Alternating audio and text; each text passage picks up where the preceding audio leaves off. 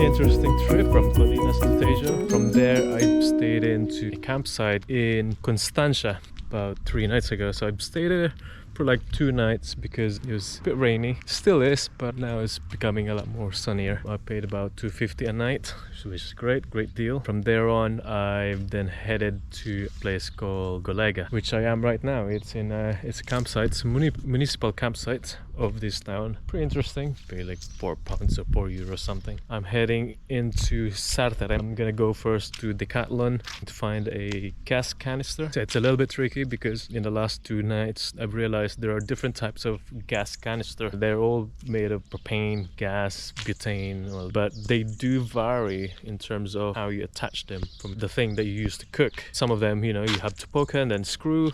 Mine's is just a screw cap. And the one that I have, funny enough, they don't seem to supply here in Portugal. So I'm quite stuck in terms of making food. I can't make food.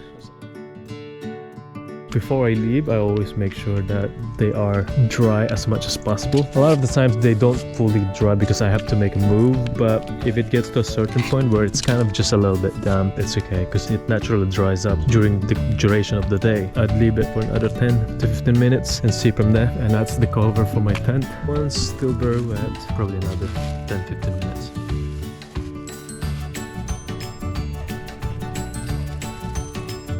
There's a grill area there, pretty good. It's lovely. It's a really lovely little site. Showers and toilets are fantastic. Yeah, it's actually free. I thought you had to pay for it. It says on the reviews online Yes. that you have to pay, possibly in the summer. That's a nice setup. Do you mind if I look around? No, help yourself. Could I film a bit? Yeah, absolutely.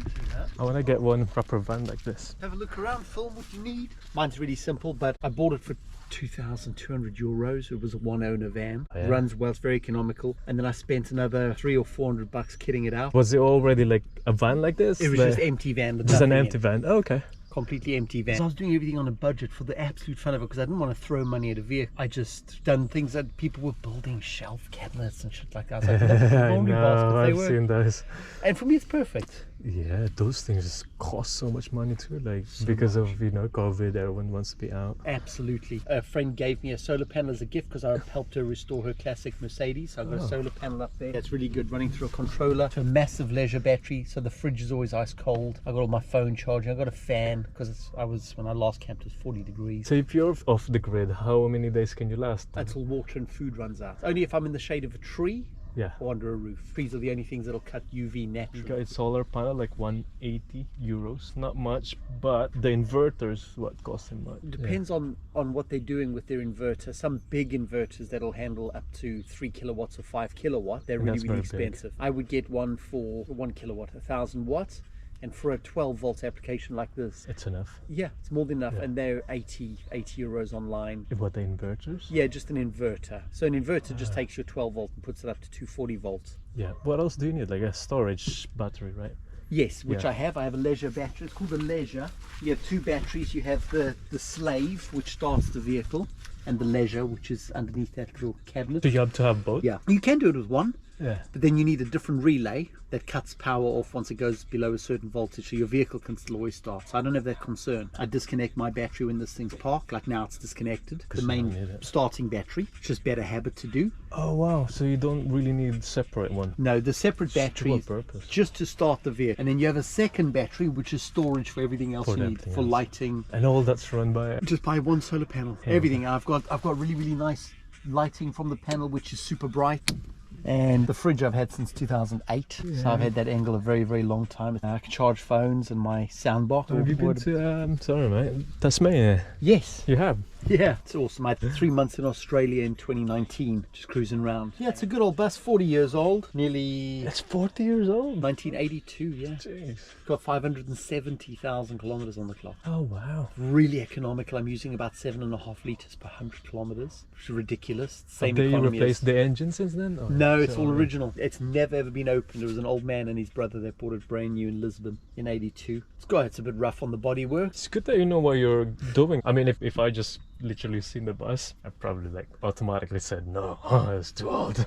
But you know, you have like a vision of what you can do with it. Absolutely. I didn't want a generic van. You look at the front of this thing. As far as van goes, it's a really pretty van. I like the lights as well in the front. They got a cool story as well. There were 2 pairs of them left. They're KC Daylighters, made in the States. They were made famous by the Baja Rally, and there was a man importing them in the UK, a friend of mine, an associate, a guy I knew.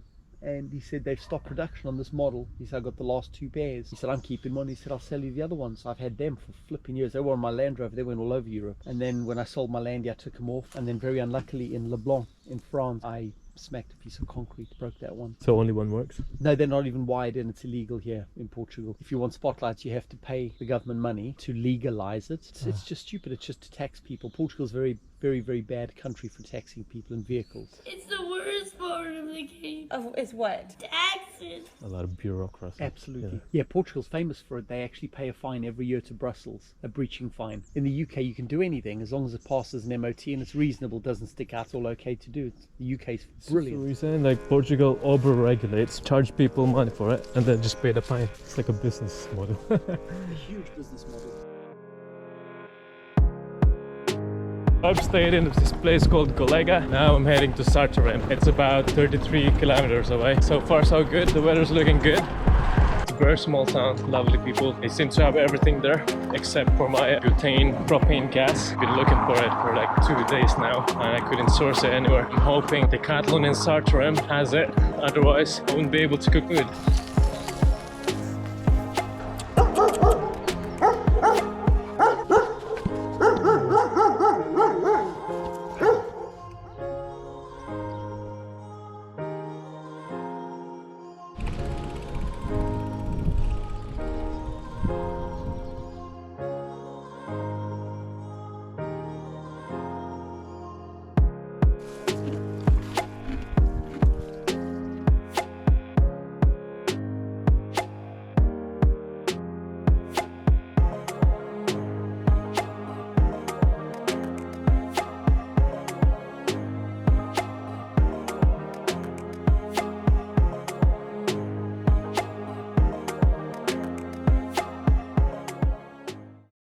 Had such a great cycle yesterday from the place called Golega, where I've stayed for a night. It's very easy to cycle. It's pretty much the first time in about a month where I've cycled just flat. It's Gilberto.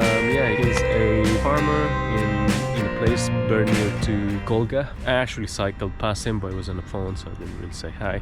But yeah, he dropped by, and then we started chatting. Quite interesting chat actually. I picked up a few things in there, like simple things like sunflower. Apparently, because of the season, it's not great to harvest sunflower, even though they're growing. Now around November, December has been quite cold as well as rainy, so they've been growing fine, but the problem is the seeds aren't growing enough around the flower. The reason for it is because of the weather. Cold apparently kills full potential of those plants. Because the seeds aren't enough, then it wouldn't make sense for the farmer to harvest them, because they're only going to find 1 or 2 seeds per flower, which is not quite economical. One of the things we've talked about is the season this year. It hasn't really rained properly since around October last year. It's been hot all the way through until November this year. And the only sort of rain that they've experienced, especially up here, was back in April, probably the same in Alentejo region. It wasn't really a proper rain. The farmers have struggled for sure because the water reserves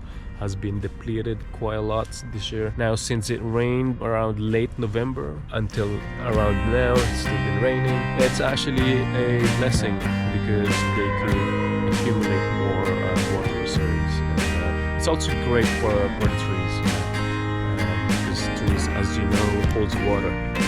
So you can sequester a lot of water. It takes years, obviously, but trees are really good. In Santarem, what I did is I've cycled quite away from the city center. It's pretty close in Decathlon. What I've done is I've just looked on Google Maps and then just look on the terrain, just see how it looks, and I found the spot where there's a road and it ends. And I don't know why there's a road or end somewhere that there isn't anything going on. There's no houses and there's a lot of trees around it.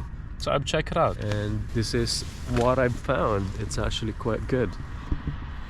As you can see here, I'm completely on my own. There's a pathway. I've only seen one guy walk past last night, and yeah, it's pretty quiet. They're actually building a property there, so that kind of makes sense. That's why they built that road.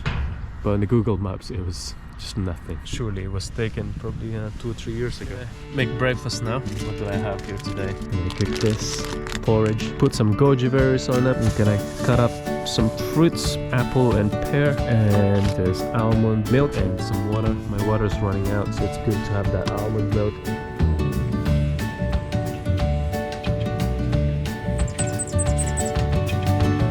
So I've just left the town called Cartaço. I've done a little bit of a diversion on my way to Lisbon still, because I've seen a marking that says Convento, which means convent. It looks pretty nice and neat road, it looks quiet, so I'm glad I actually went here. For me this is actually great, because you know, around this time I needed to find a spot for my campsite.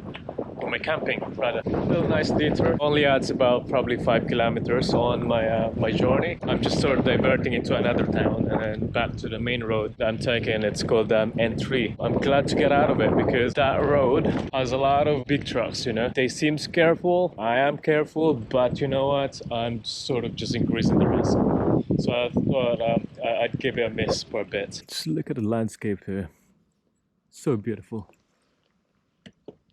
And that looks amazing. What a turn of events. As I was saying earlier, I've got diverted a little bit because this road called N3, or National Highway number 3, is full of trucks. So I've made some diversion. Although I found my perfect spot for camping, the only problem is just before I've set up my tent, I got caught by the rain. The insides of the bags are fine, luckily. The tarp underneath is very wet because it got rained on before I've set up my tent. And the cover of my tent is all wet. It's, yep, I can feel it here. So hopefully it dries up. It'll dry up very quick. Oop. Jesus, just killed a mosquito. I don't know if you can see that. So I'm guessing it's a very mosquito sort of place, because it's in a forest, and I've seen another 2 in there. I think I better close this tent before I get bitten by all these mosquitoes. But anyway, let me finish up. So yeah, it's all wet. You can see here, that's all damp. I don't even want to put my yoga mats where I'll sleep on yet, because condensation might seep through. I don't want to feel cold when I start sleeping. I'll dry this up a little bit and then start preparing my food. Today I've bought a couple of things. One's a cuchillo. This is perfect for cutting breads. And I've also bought this very light chopping board. It's okay, €2.59. Very good price. It's been 2 hours now since the rain started. Yeah, I just couldn't sleep. I've been lying down for about an hour now. In a way, it's nice. Sometimes the weather's good, sometimes the weather's bad. So it's part of the journey. You just have to accept it as it is. As much as I enjoy the rain, I've set up my tent next to a big fucking tree next to me, and seems to be the tallest as well. So if that got hit by a lightning or thunder, then there may be a chance that it would fall onto my tent, and that's obviously the end of me. Don't want to sound so pessimistic, but yeah, I just couldn't sleep because of that. Gotta have to keep your eyes and ears open as well all the time, because when you're camping out in the middle of nowhere, there are different elements around you that you have to be careful of. Oh, sorry. That thunder's going on for about an hour or so now. It's just getting louder and louder.